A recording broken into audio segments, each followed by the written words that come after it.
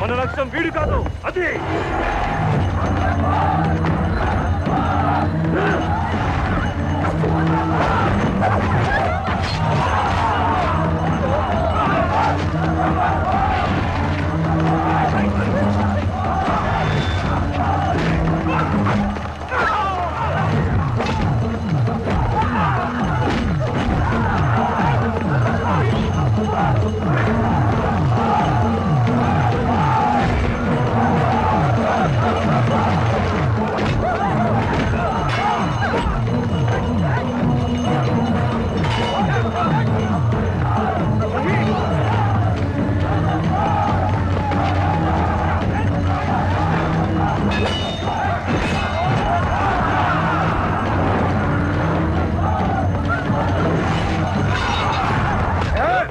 ఇప్పుడు నువ్వు మమ్మల్ని చంపినా సరే వేల మంది అఘోరాలు కాశీ నుంచి వస్తారు, మహేశ్వరిని చంపి తీరుతారు.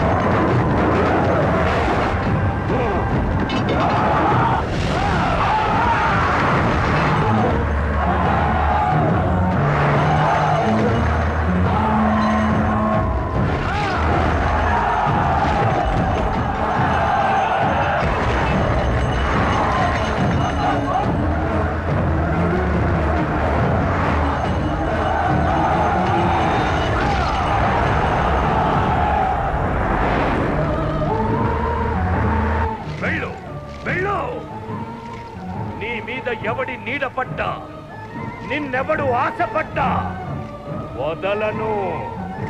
నువ్వు నాదానివి, నాకే సొంతం.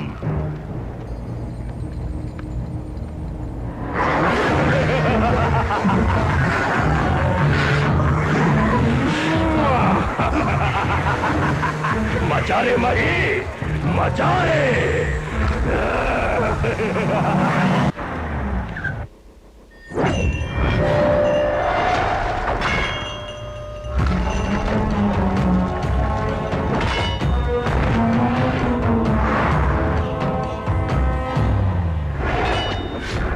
ఇప్పుడు నువ్వు మమ్మల్ని చంపినా సరే వేల మంది అఘోరాలు కాశీ నుంచి వస్తారు, మహేశ్వరిని చంపి తీరుతారు. మర్డర్కైనా అటాక్ అయినా ఏదో రీజన్ ఉంటుంది. మీకు బిజినెస్ లోను పర్సనల్ లైఫ్ లోను శత్రువులు లేరంటున్నారు. మరి అలాంటప్పుడు ఎక్కడో కాశీలో ఉండే అఘోరాలు మహిని చంపాలనుకుంటున్నారంటే దాని వెనక ఏదో ఒక కారణం ఉండే ఉంటుంది. అదే మాకు అర్థం కావడం లేదు. మళ్ళీ నీ ప్రాణాలకు తెగించి మా అమ్మాయి ప్రాణాలు రక్షించావు. నీ రుణం ఈ జన్మలో తీర్చుకోలేవయ్యా. ఇక నుంచి నువ్వు పరాయివాడివి కాదు, మా కుటుంబంలో ఒకడివి. మీలో ఒక్కడన్నారుగా, ఈ రోజు నుంచి మహికి నేనున్నాను. మీరంతా ధైర్యంగా ఉండండి. వస్తా. బాయ్.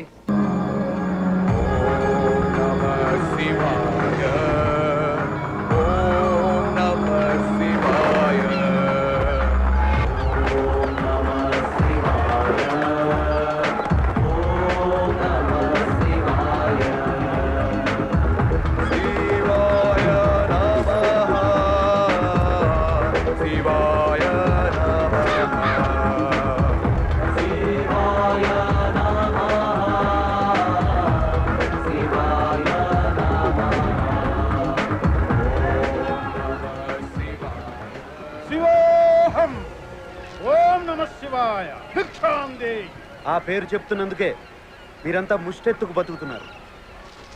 ఓ తెలుగా? ఆయన ఎదురుగా నిలబడ్డావు, ఆయన గాలి పీలుస్తున్నావు, ఆయన పేరు చెప్తేనే చిరాకు పడుతున్నావు. చిత్రంగా ఉంది శివ. ఆ పేరే పలకొద్దంటున్నాను. ఈ కట్టెకు పెట్టుకునే పేర్లు ఎన్నో ఉంటాయి, కానీ లోన ఉండేది శివం ఒక్కటే. ఆ శివం పోతే మిగిలేది శవం. ఆ శవాల్ని పీకు తినే అఘోరాలు ఎక్కడుంటారు? అఘోరాల వాళ్ళని చూడాలనుకోవడం, వాళ్ళ దగ్గరికి వెళ్ళాలనుకోవడం మూర్ఖత్వం.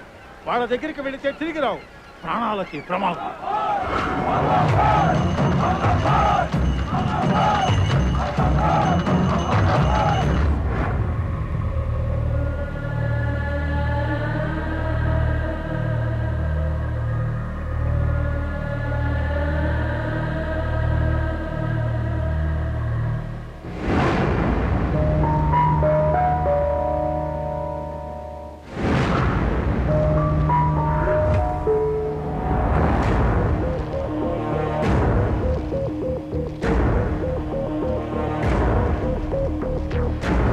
మన మధ్యగా ఆగంతకుడు వచ్చాడు, పట్టుకోండి.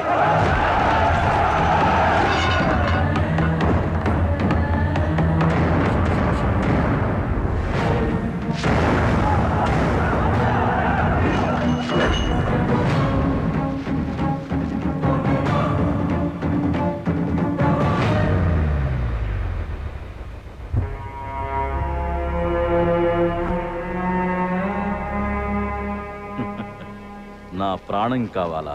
మహిని ఎందుకు చంపాలనుకుంటున్నారో నాకు తెలియాలి. తెలుసుకుని ఏం చేస్తావు? ఆమెను కాపాడతావా? అది నీ వల్ల కాదు. చెప్పకపోతే నా చేతిలో చేస్తావు. ప్రాణాల కోసం ప్రాకులాడేది సామాన్యం, మోక్షం కోసం తప్పించేది అఘోరాలు. విభూతి మా కవచం, శవాలు మా ఆహారం, శివారాధనే మా ఊపిరి, లోక కళ్యాణమే మా ఆశయం.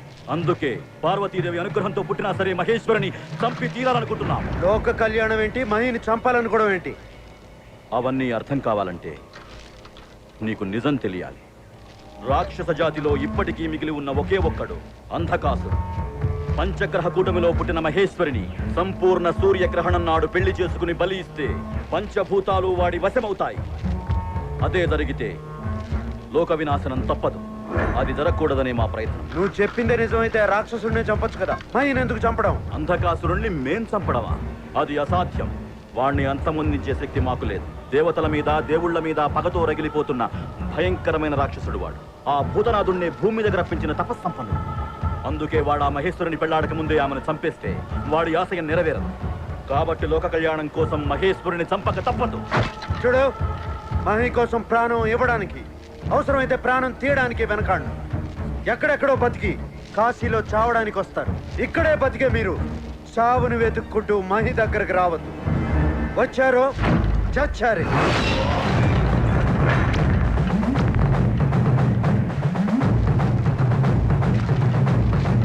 అతను అలా వదిలేశారేంటి స్వామి? అతని పని అతన్ని చేయనివ్వండి, మన పని మనం చేద్దాం.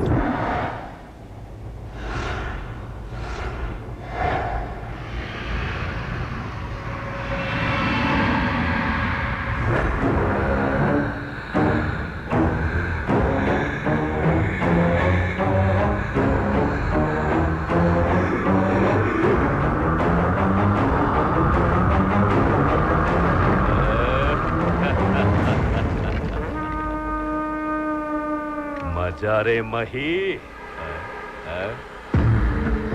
जा रे।